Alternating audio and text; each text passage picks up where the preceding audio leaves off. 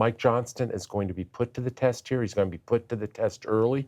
He's going to be put to the test even during the transition period of his ability to say no to his friends. My number one fear about Mike, I worry that he is going to feel compelled to protect his left political flank.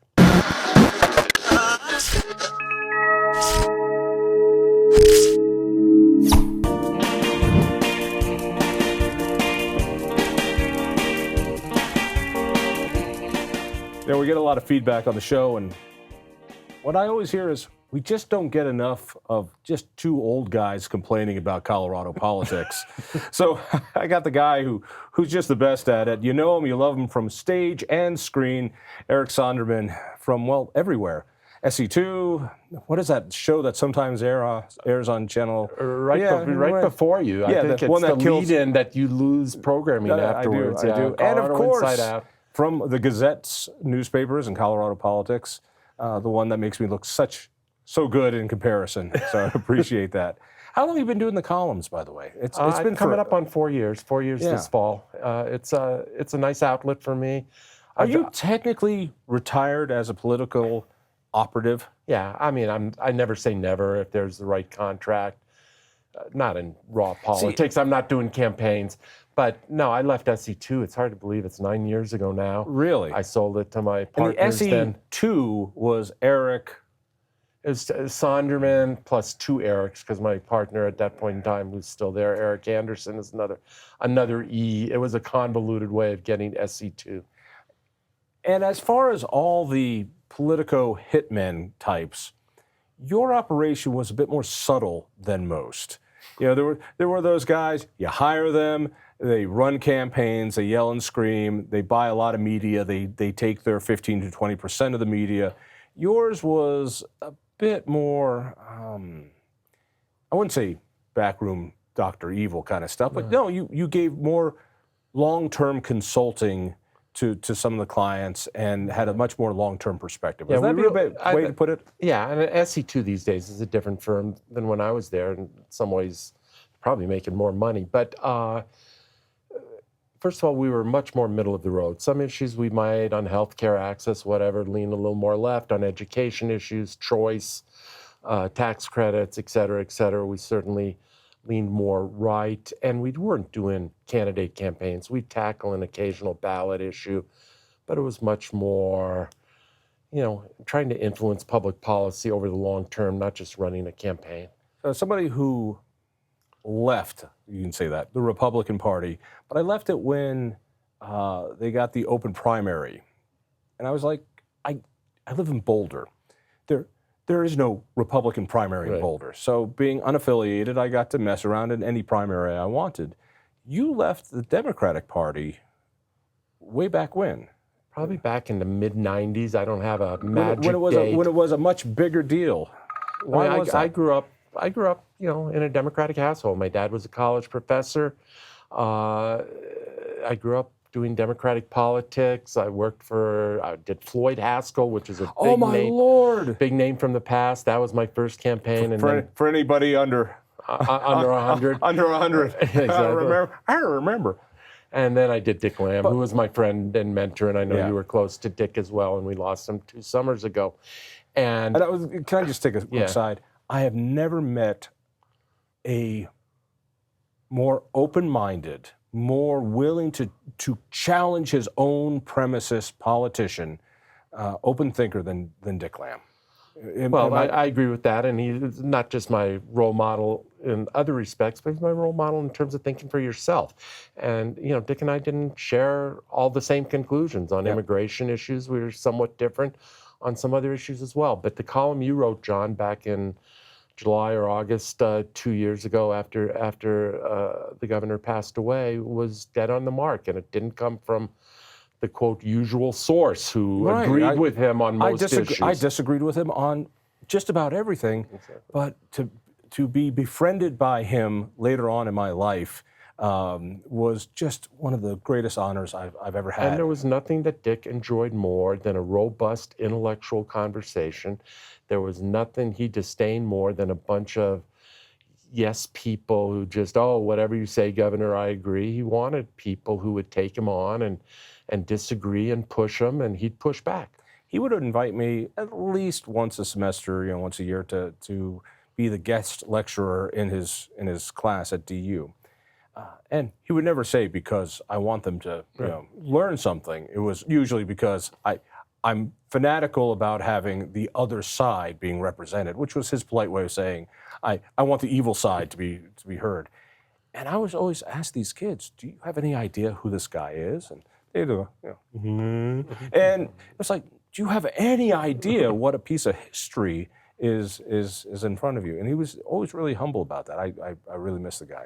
Anyway, I mean, so, I grew up doing Democratic politics, then did a lot of consulting maybe through the 1980s, early 90s on this and that Democratic campaign. And in the mid-90s, I came to a few conclusions. I was tired of flacking for any Democrat with a check and a nice pitter-patter. I wanted to develop my own voice instead of just reflecting other people's voices.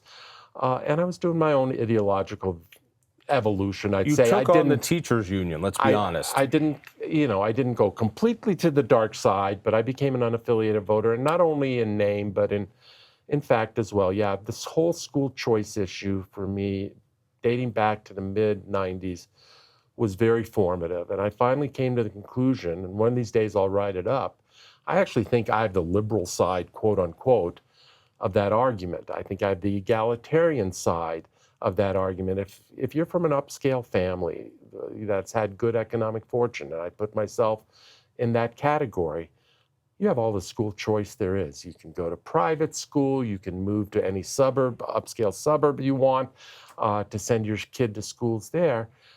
If you are of lesser economic means, that's who is, at least back in that era, before we even had charter schools and open enrollment and what have you, those were the families that were stuck really without options in dead-end schools. And it just appalled me, the manner in which so many Democrats defended what I regarded as the indefensible.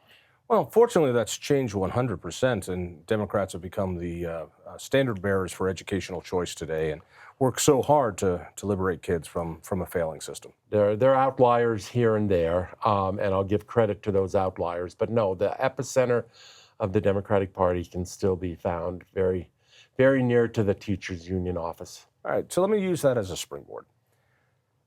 Independence Institute, I'll take credit for this even though I had nothing to do with it and I wasn't involved at the time, was a leader in pushing for school choice and pushing for charter schools at the time. Dave Devlin, who helped found the Institute along with John Andrews, was a big proponent of charter schools. And it was Independence Institute's work that brought forward, ended up being the legislation that became the charter school legislation, one of the first states to bring forward charter schools.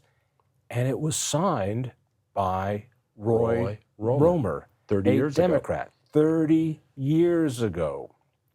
And so here we are celebrating 30 years of charter school successes. If charter schools were their own school district, they'd be about 13% of all kids. Right. It would be the largest school district in the state, an overwhelming success, and has really helped a lot of kids, particularly in those small areas, those inner city schools where they have no choice, the people you're talking about. And still, they're under attack, underfunded. They're told that they're private schools. And still 30 years later, here we are. You've met my son. And before I even had kids, I was like, by the time I have kids, educational choice, full-on vouchers will certainly be there. I mean, I knew this as fact. It's like, there's just no way to stop this charge. I looked at what was going on in Milwaukee and other places where you had not just choice in the system, but actual vouchers to go get private schools. And I was certain that by the time I had kids and by the time they went to school, and now my kids are out of the system, and still there isn't much choice. And given what we have in Colorado, there will not be any private school choice. And in fact, we're playing defense to keep what choice we have inside the government system. Sadly, I largely agree with your analysis. I flash back to 1998, so a full 25 years ago now, and I led, working with Steve Schuck, who, along with Dick Lamb and others, in a different way, is somebody I've certainly looked up to and learned lessons from in my life. But working with Steve Schuck, even Tom Tancredo, your predecessor in this job, and Tom and I have fallen apart on some other issues, including our recently former president and some immigration issues as well. But on school choice issues, Tom was ahead of his time and right on the mark. And anyway, long story short, I was the main consultant on a voucher campaign in 1998. Now, the good news about that campaign is that it was the first voucher effort anywhere in the country to clear the 40% threshold. The bad news is there's a long way from 40 to 50. And, I think we got 41 or some number in that ballpark. And, I guess that was a high water mark, but they don't pay off on high water marks. They pay off on 50 plus 1. And I think Democrats, I just don't understand it on that issue, both on the level of voters who just, and particularly as the progressive, quote unquote, wing of that party has become more ascendant, why even leave vouchers aside, leave the V word aside, leave tax credits aside. Let's just deal with charters. Let's just deal with public school choice, take private school choice off the table. And why are they so reflexively, instinctively hostile to even that? And of course, it dates a lot back to unions and union control and union contracts. And well, it's this kind of empire building that one size fits everybody.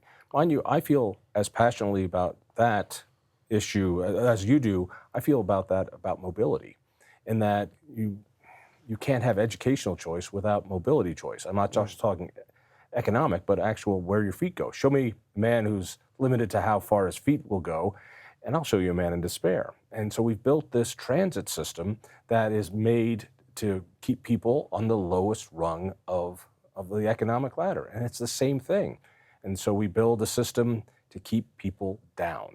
And if you have money, you're fine. If you have money, you use Uber. You use Uber, you use Lyft, or you use the train to go to the Nuggets game and leave parking behind. Or you go downtown and leave your parking someplace else. That's not why we pay one of the most expensive taxes in the nation. It was made to help people who don't have mobility. I've admired you on this issue. I don't have the same passion for this issue that I do for because it hurts. But for the school choice issue, it hurts the same people. I understand. And I remember a girl who was given a private scholarship through ACE, a scholarship program, and she had to spend 2 hours each way on buses to get to the school of her choice. Instead, her family just needed a car. That's it, just a car. Hey, I want to switch gears. Denver has a brand new mayor, and I couldn't be more excited because I'm tired of the crime. I'm tired of the transient issue. I'm not going to call it homeless because we live near it, and it's just I'm tired of stepping over passed out bodies. I am thrilled that Mike Johnston is going to take care of the homeless issue in 4 short years. I know it took Hickenlooper 10 years to end the problem permanently. I'm thrilled the new guy is going to do it in 4. I need your take on the new mayor. I regard Mike, and Mike is a friend. Mike and his wife. He's a great guy. And Tracy and I have had dinner on a few occasions in years now. He's an affable guy. And on education issues, he's more right than a whole lot of Democrats have been. And let's give him credit for that. That obviously wasn't something he ran on in this latest race. Mike is very able. Mike is very ambitious.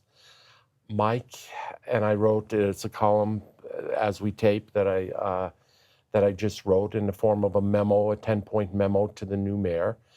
And, I think the biggest challenge facing Mayor-elect Johnston, is the transition, not in the sense of just picking a cabinet, picking a chief of staff, picking other staff people, but the mindset transition that Mike Johnston needs to go through from being a consummate candidate. And he's been on this trail for a long time now, seeking a very high-level position, which he finally achieved. The transition. And this isn't his first one. No, and the transition from that to being a sober chief executive, willing to stand up to powerful powerful political forces within your own party and within your own constituency. I thought the 4-year pledge, I actually understood Hickenlooper's 10-year pledge. First of all, way back when, the homeless, No, you didn't. The problem was not what it is today. Secondly, as then Mayor Hickenlooper said, John F. Kennedy didn't promise to go 75% of the way to the moon. He promised to go to the moon, that you have to set a marker out there. And Hickenlooper set the marker in his own unique branding way. But it's one thing to do that, and I don't know what that time was, 2005, 2007, somewhere in that time frame. It's another thing in 2023, with the magnitude of the problem we have now, to say, I and I alone am going to fix this in 4 years. I think that takes a bit of hubris. I wish him well, but I'd be willing to go to Vegas and cover the bet. Hickenlooper said afterwards, come on, nobody took me seriously. No, he admitted as much. You can shrug your shoulders, but he wasn't serious when he said it. And he had copped to saying, hey, nobody took me seriously when I said it. It's just one of those things you say. Kennedy was serious. At least I think he was serious. We took him seriously. The money was spent. The goal was spent. We were in a space race, and we won it. It was a specific goal. Hickenlooper, being Hickenlooper, just said something goofy and then spent money. And I'll say it as an economist say, what you subsidize, you get more of. So he spent 4 times as much on homeless. We got 4 times as many homeless. The services went up. The homeless industrial complex went up. And we said, come on in, boys. And they came in. And then a whole new thing happened. The George Floyd protests came in, legalizing weed came in, other things came in. And most importantly, crime, the signal came, we're not going to punish you. There are no consequences for whatever you do. And literally, I step over bodies. The other day going to lunch, we stepped around, passed out people on the sidewalk. So if you were in a wheelchair or in crutches, you would not be able to, you would be immobile because there are passed out people. And it wasn't even Dave Kopel. So, I mean, it was, and so this is unrealistic. I'll give you my quick appraisal. He is an amazing guy. He is an ideas guy. I don't know if he has the follow through to get this done. I fear he's going to be chewed up and spit out. I fear he is not going to be able to stand up to the woke mob that helped put him into office. I'm not a fan of Kelly Brough by any means. I fought her on tax increase after tax increase after tax increase, but she was an executive and knows how to get things done. I fear that Mike is going to get run over in this job. I think Mike is able enough that he will not be run over, it will not ever look evident that he's been run over. I think we will know in a number of years down the road from the results. I mean, homelessness was a problem that bedeviled Mayor Webb at a lower level before John Hickenlooper took office. 8 years after Hickenlooper as mayor, it was far worse than when he came in and made the 10-year pledge. And now we've had 12 years of Michael Hancock, and yes, we've had a pandemic, and yes, we've had George Floyd, and yes, we've had this, that, and the other, but there is no way you can look at Denver today and argue that it is in better shape than it was 12 years ago.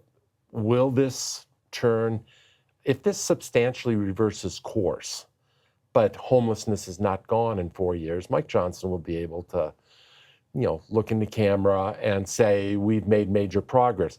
I think the fear is that the town continues to sort of go downhill. We live mostly these days up in the mountains near Tabernash. It's about 75% up there, 25% here in Denver. What is the address of your place in Tabernash? Exactly, we'll talk. Given that I'm not in Denver every day, I'm in Denver for like 3 days, every 10 days or 2 weeks. I think you almost see it with fresher eyes, yep. And it makes more of an impression on you.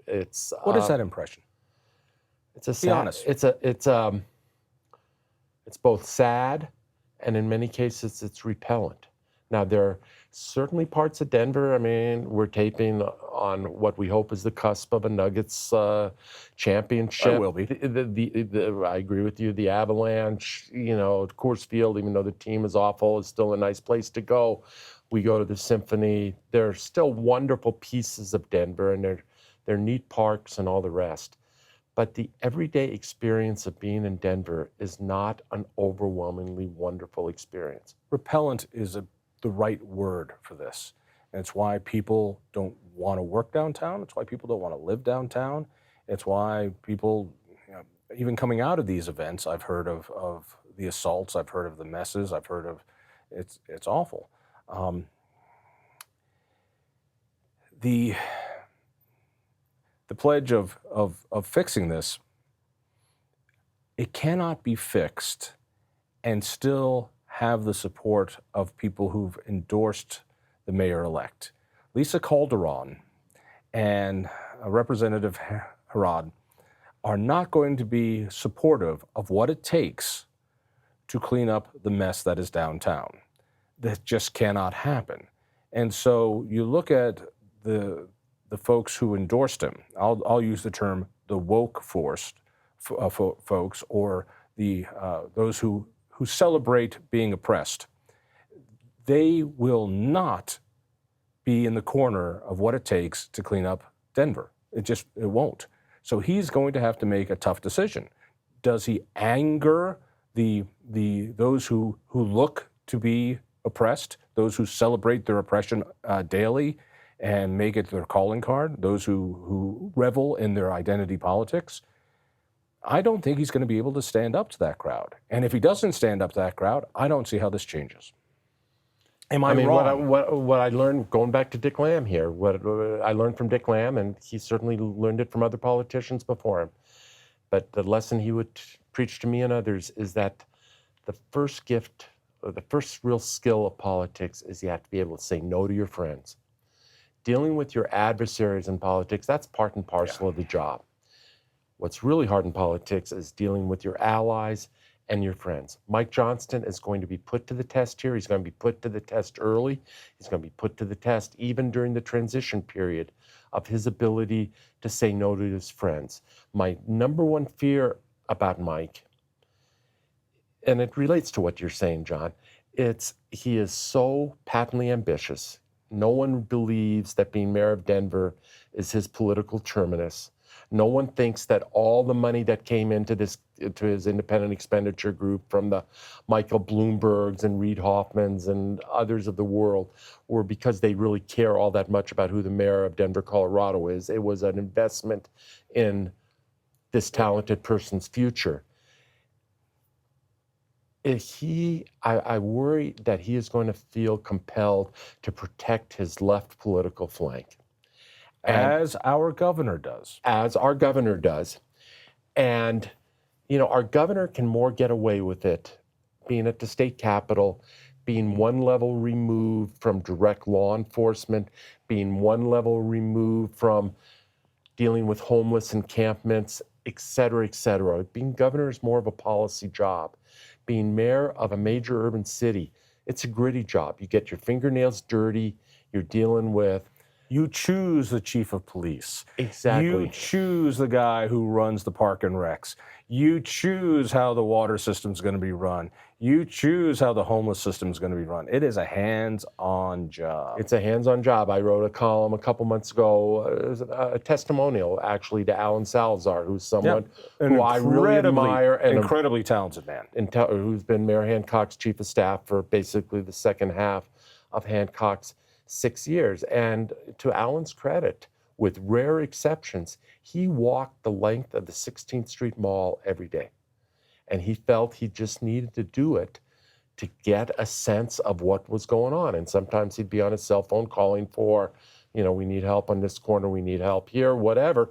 But mostly it was just taking in the lay of the land, taking in the magnitude of what they were up against. Do you agree with me that he cannot solve the homeless and crime problem without angering the crowd I just described? I agree. There goes my appointment in that administration. Okay. I don't think you were going to get appointed anyway, nor would I think you would take it if it was offered. Let's move from that part of Civic Park up to the Capitol. I'm noticing a power struggle, and it ain't within the Republican ranks. I believe the Republican Party is basically non-existent in state politics. I believe that the Republican Party will be a regional party for the next 8 to 10 years, maybe longer. That means in the hinterlands there'll still be there'll be Republican folks, but we won't see any Republican majorities for 8 to 10 years. And the way that's in disarray, who knows? I'm beginning to see French Revolution style power grabs on the supermajorities that the left has. I'm starting to see them eat their own. Now, we talked about Roy Romer. Colorado Democrats, yeah, they were liberal. But Roy Romer sold John Deere equipment, all right? He knew what farmers needed. He understood that farmers needed water, that they needed certain property rights, that they had to have business-friendly environments. Oh, and that they sold beef, even though he did not like eating beef himself, even though that was a bit of a secret. Did not know that. Oh, yeah. When you go to the Cattlemen's Association, you have a few bites, and then he kind of cover the other stuff up with his mashed potatoes. What I heard, I didn't see it, but it's a fun story. But right now, you've got progressives having fistfights with ultra-socialists at the Capitol. And the most fascinating part was when Republicans walked out of the State House and you still saw the fights going on inside. What do you see? I see largely what you see. Republicans, sadly, because I believe any level of government is improved with a viable two-party system and two competitive political parties. But Republicans, and we can get into that if you want, in this state have become an afterthought. I don't think it's even worth getting into. Okay. Do you? I mean, what? Whatever. Well, let's get into it in 10 years when they rebuild. How's that? Republicans, I think we can agree, are an afterthought around the state capitol these days. The action is on the Democratic side of the aisle. I note, with all due respect to our governor, sort of almost the irony, I'm not sure that's the right word, that somebody who comes pretty far from the left, yes, he'll have a libertarian inclination. No, he doesn't. That is a PR stunt if I ever saw one. Now and then, but more often then than now. But that he is the check and balance. He's the more moderate. Oh, he's the only check and balance. He's the brake pedal. And when you consider how scary is that? Where Jared Polis came from, and that he is now the brake pedal. Yes, he vetoed 10 bills this year. Good for him. He found his veto. Most of them are meaningless, except a couple were the housing bill and whatever. Right. There were a couple significant vetoes there. So at least give some credit. I'll give huge credit on the housing bill, where credit is due. But you talked about Roy Romer. Well, who was the next Democratic governor after Roy Romer? It was Bill Ritter, prosecutor. Who was the next one after Bill Ritter? It was John Hickenlooper. By the way, both of them were terrible administrators because they never had to administrate. One was a DA, did not understand how state government worked. Hickenlooper was a mayor, left it all to his guys, still didn't understand how the state worked. Polis knows how the state works. Polis is the strongest governor this state has had, certainly in my memory, arguably forever. Now, COVID, a little pandemic, had a certain something to do with that. It's amazing what emergency powers gives the governor. Exactly. But even taking the pandemic out of it, Jared digs, excuse me for using first names, but the governor digs deep down into state government. He doesn't just deal at the surface level. I think early on, I don't know this firsthand, but I was told that some of his advisors said, Governor, you really need to focus on 2 or 3 things. If you have more than 2 or 3 priorities, they're all going to get lost. And I'm told the response they got was to the effect of, I have more bandwidth than that.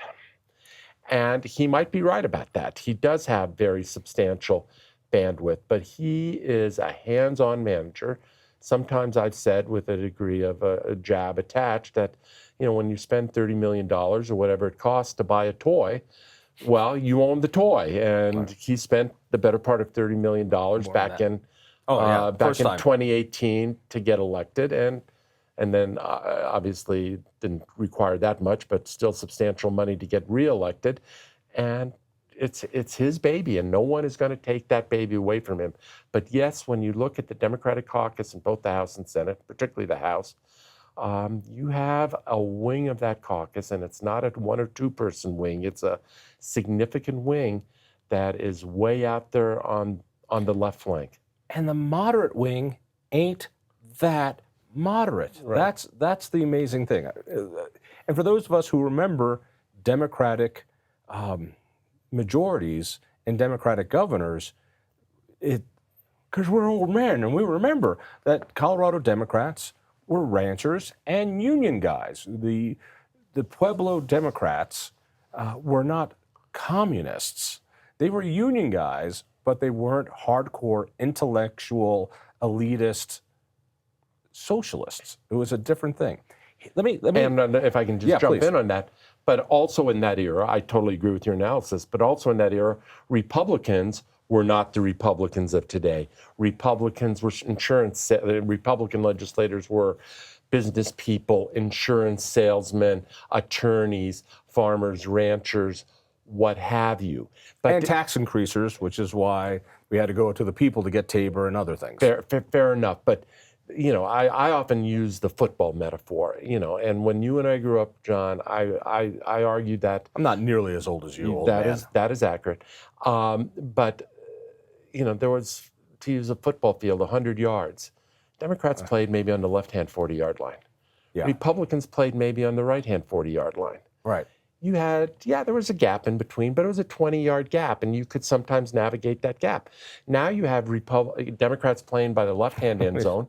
Republicans are in the right-hand end zone when they're not out in the cheap seats or the parking lot or crazy land. And, the gap is just immense, and it's not navigable. Let me throw this one at you. And since you also play now in the media, and you always have as part of your PR jobs, but also as a commentator, what I'm waiting for is for the media to wake up on this. In that I have found that the media has been very gentle with the left. They've played along and they've been stooges, my term, for the left for a long time.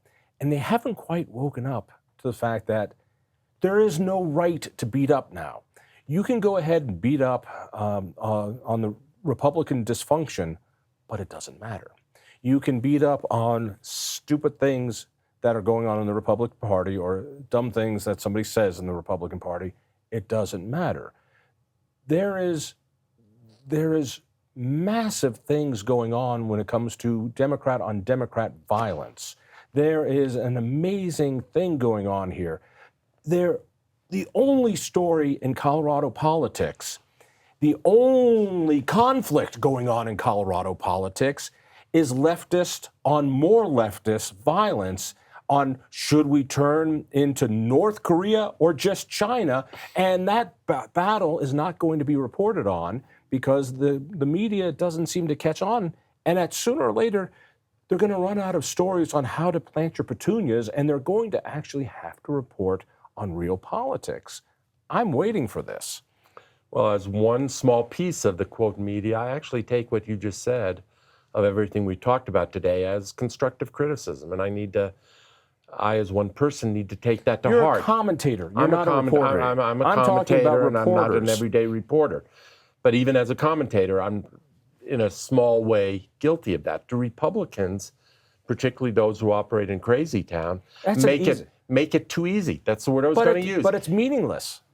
I'm not convinced that Donald Trump and the threat of Donald Trump is a meaningless threat. No. But in Colorado. In Colorado, Tina Peters, that column writes itself. Lauren Boebert, that column writes itself. You can phone it in. It takes me an hour to write it. But hang on a second. I get the point you're making. When let's see, when progressives own every level of power, from governor, all four constitutional seats, the House, the Senate, the courts, By supermajority. by supermajorities. They own every major city except for Aurora. And now Republicans don't even own Colorado Springs any longer. That's not the story. And so when Dave Williams says something nutty, who cares?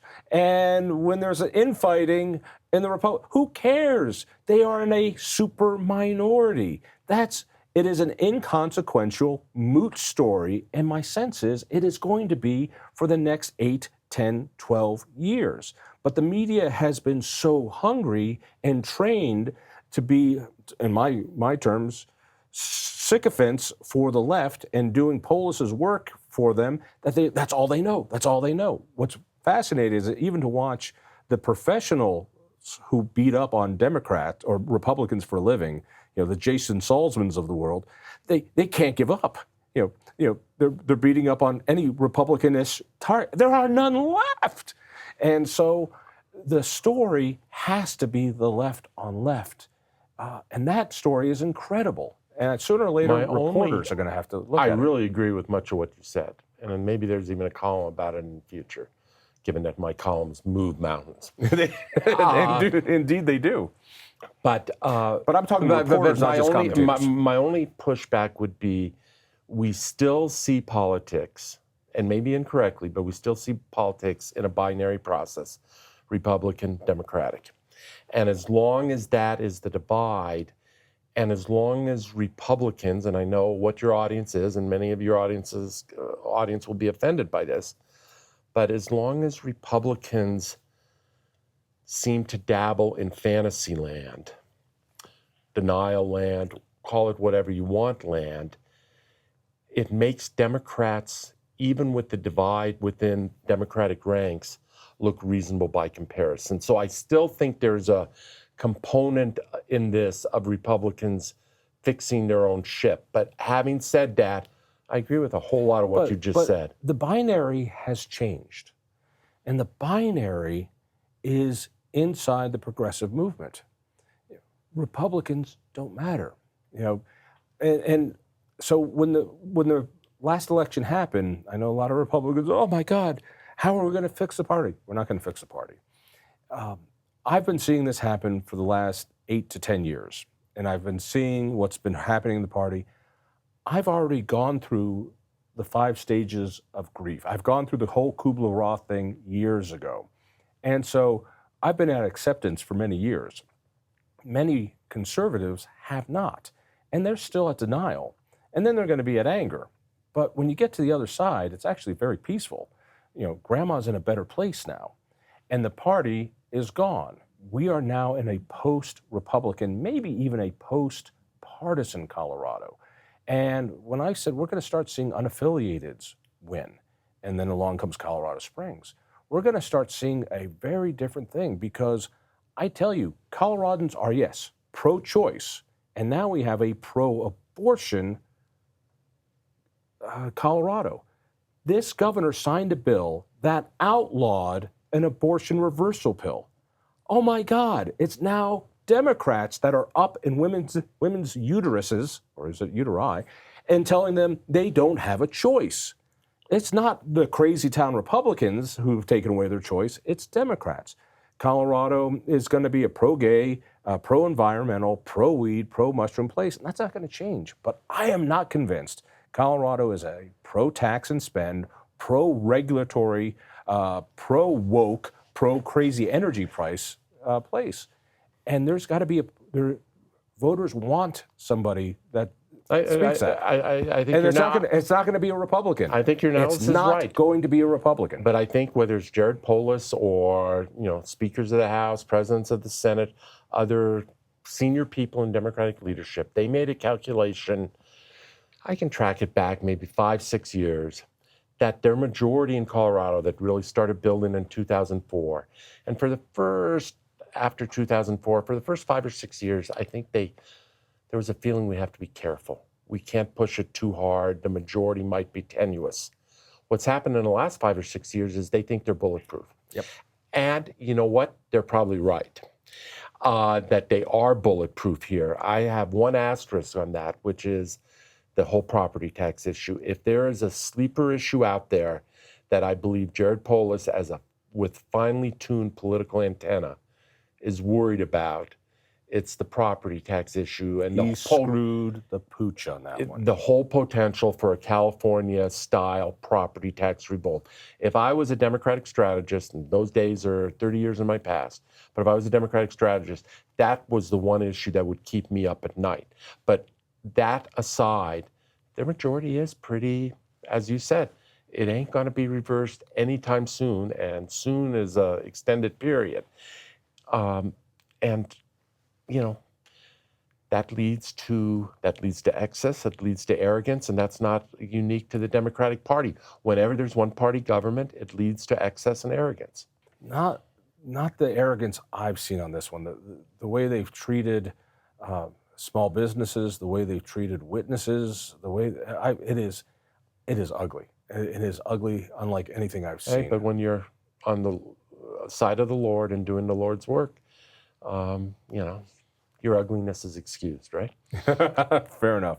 All right, let's keep going. Since you brought up the other side, the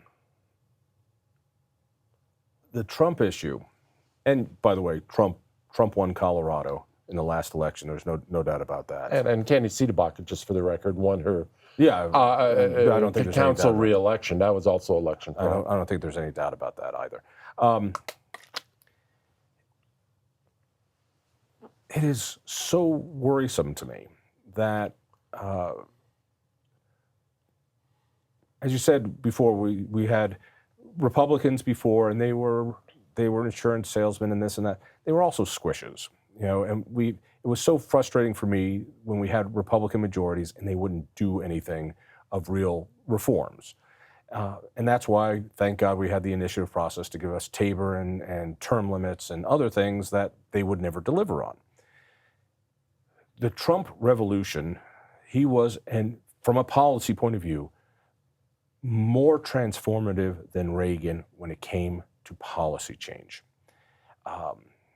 More damaging to the soul of the country when people look at a leader and expect Moses. And most people expect Moses. They want a religious leader as president. You do some of the deep dives and people want a spiritual leader. That's why they love Obama. That's why they love Reagan. There's a spiritual side to this. They also love Bill Clinton, and I don't think anyone turned to Bill Clinton for spiritual leadership. No, but they want a representative of... I know it's weird. I know where you're going. Yeah. And so now, but the disruption that was Trump, I went from a Trump detractor to a huge Trump supporter because of what he did on policy. And then after January 6th, it was, oh my God, you know, you can't. You just can't. And then... and now we have so many, from my point of view, great disruptors, policy disruptors, a list of candidates who would change policy in great ways. And the only thing that's going to stop that is Trump. We are heading for a replay of just epic stupidity. And at this point, the only thing that's going to stop it is a brain aneurysm of Biden, or that Trump is in jail and can't run. Are you seeing anything different? No, it depresses me to no end. And if either one of them, I'm sorry to interrupt, if either one of them cared about the nation and their policies first, one of them would step aside. And I actually have a scenario where if one stepped aside, particularly if that one was Donald Trump, if Donald Trump was out of this race, either because he's in jail or he ate one too many double cheeseburgers or whatever the cause was, I think the pressure for Joe Biden to step aside as a Democratic candidate would be immense. The appeal of Joe Biden among Democrats is what they regard as the existential threat of Donald Trump, and not existential to liberal progressive policy, but really truly existential to the foundational roots of this country, per January 6th, per other issues that you and I well know. If Joe Biden, I think, is doing this out of obligation to keep Donald Trump away from the White House. Back to where you started, John, in terms of... I don't quite understand that, by the way.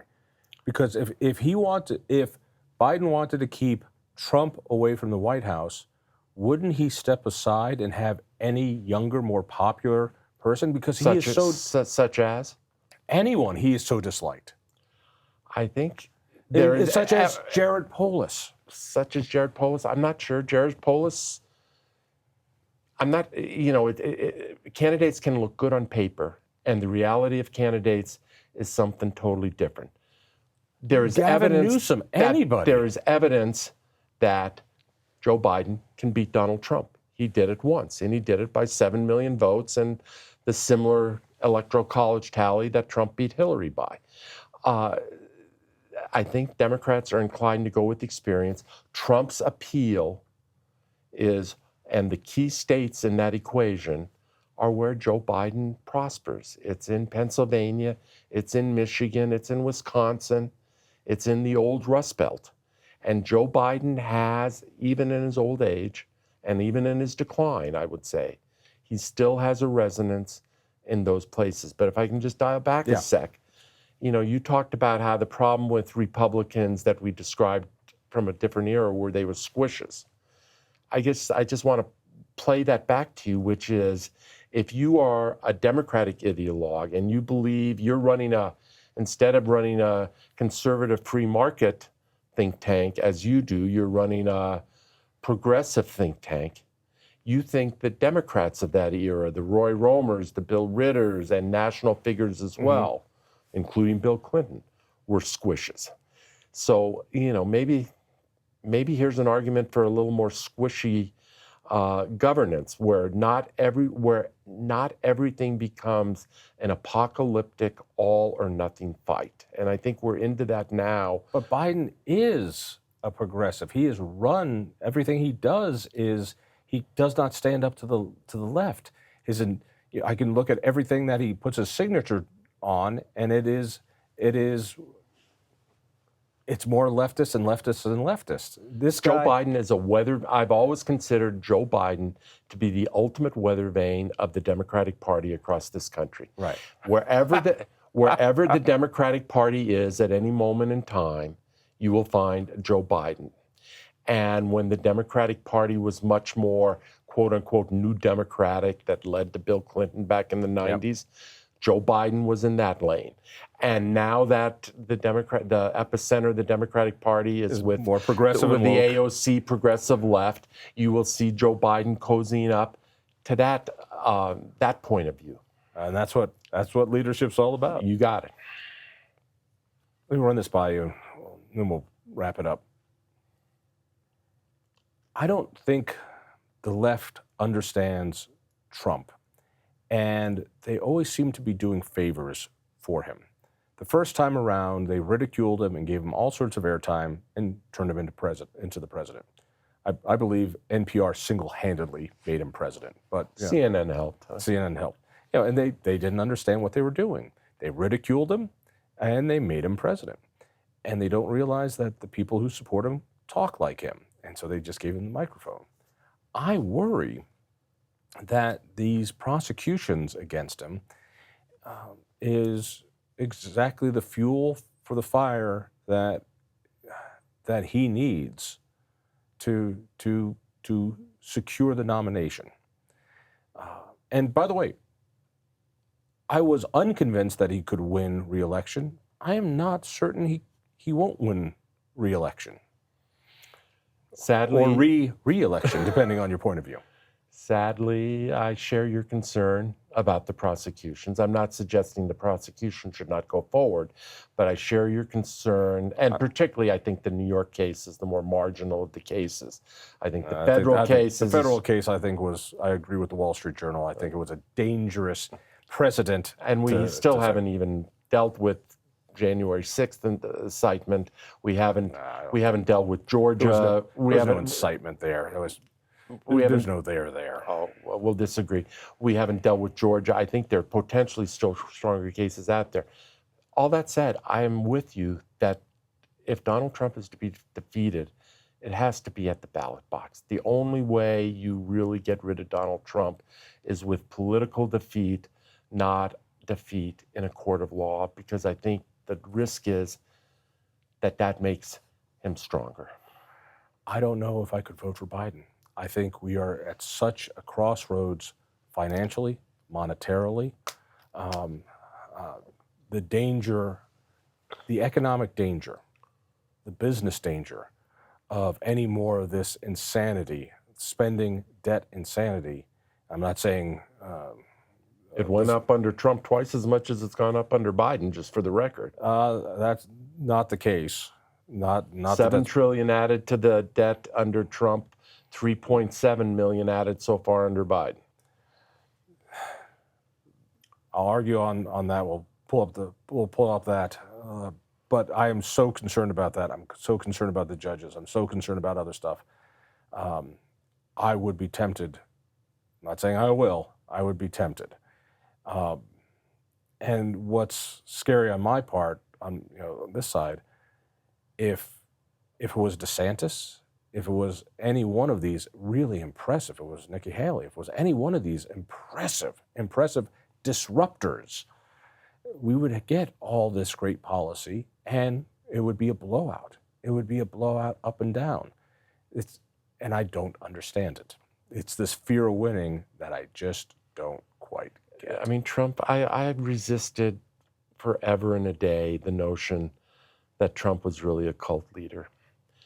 And I guess I'm resisting that a little less now. I think I've never seen a politician, I've never seen a disruptor like Donald Trump. Both for good and bad.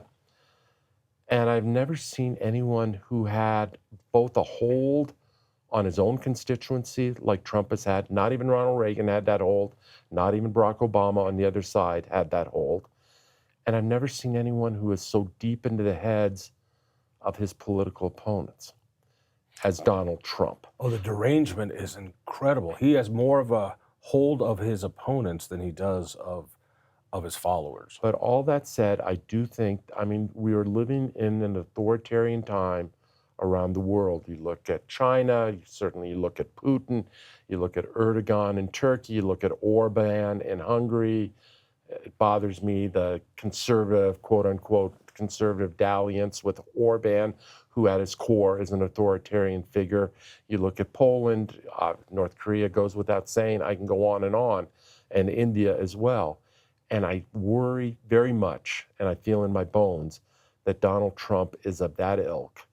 And I guess my fundamental point, John, is, I lean maybe center right on most issues, on a few issues, social issues, certainly on gay issues where I know people like you have long since, taken the libertarian approach, but maybe I'm a little more classically left on those issues.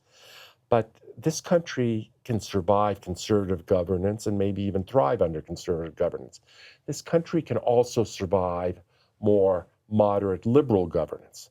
What this country can't survive is a further move toward authoritarianism. Let me respond to that because I think it's really important.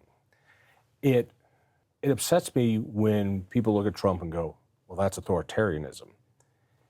It's not. And it's funny when I see people say, Trump, that's authoritarianism. And we look at the progressive left and we go, that's not.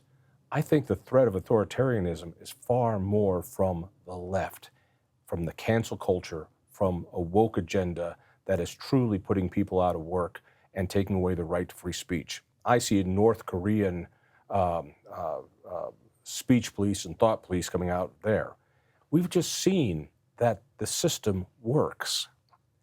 We had a guy who would love to be a tyrant, but the system works. The founder's system works. Yes, people went crazy. Yes, he tried every little thing he could. Where was he? He wasn't president. It didn't work. It won't work again.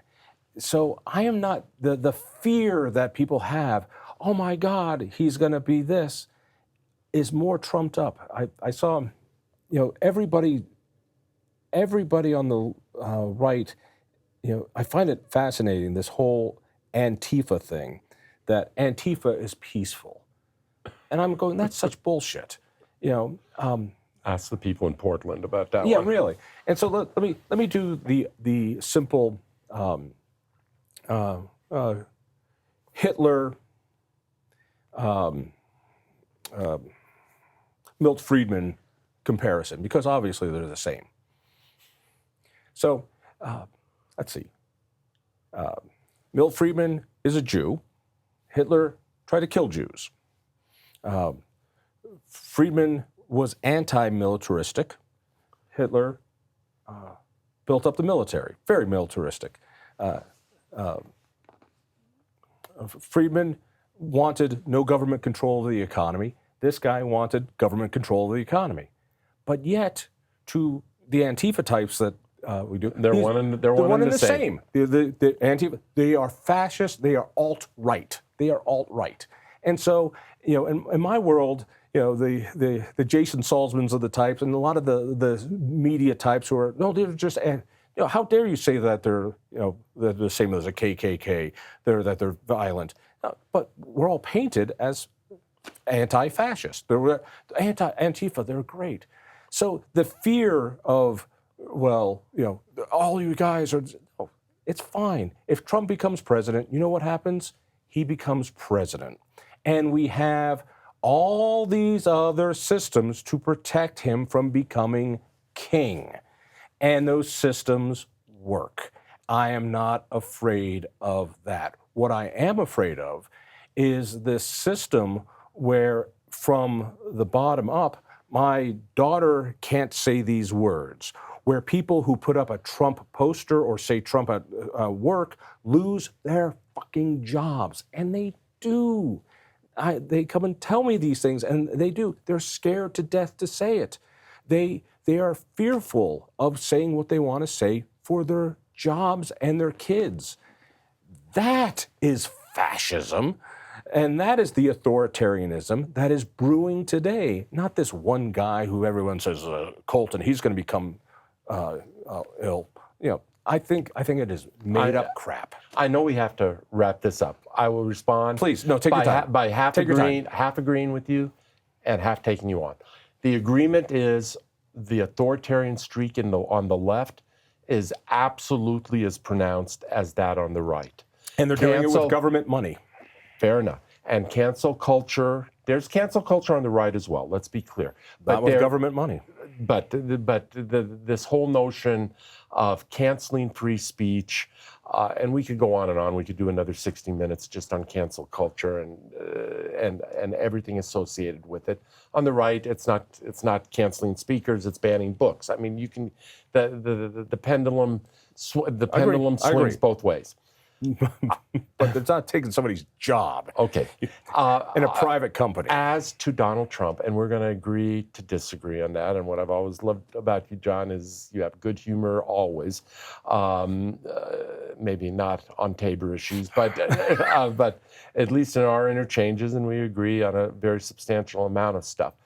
But with regard to Donald Trump, yes, he didn't get away with it the first time, but damn it, it was not for lack of trying.